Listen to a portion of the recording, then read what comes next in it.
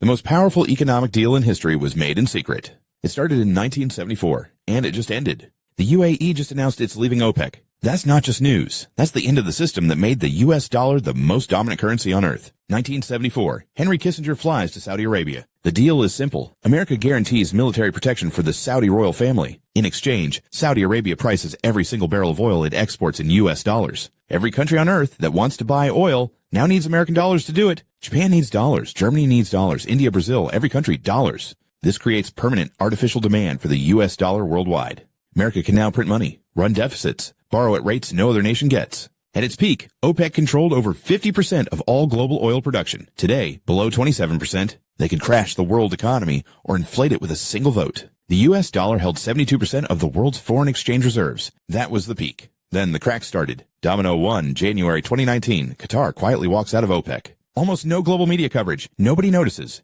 Free from OPEC, Qatar massively expands its LNG exports. They become the world's largest LNG exporter. Free from quotas, they print money. Proof. You can leave OPEC and win. Domino 2, June 2024. Saudi Arabia lets its 50-year petrodollar agreement with the United States expire. No renewal. 50 years of dollar-only oil sales. Done. For the first time in half a century, Saudi oil can be sold in Chinese yuan, euros, anything. Domino 3, the UAE. The UAE spent over $150 billion expanding oil production. Their capacity, 4.85 million barrels per day. But OPEC said no. Their quota, 2.9 million.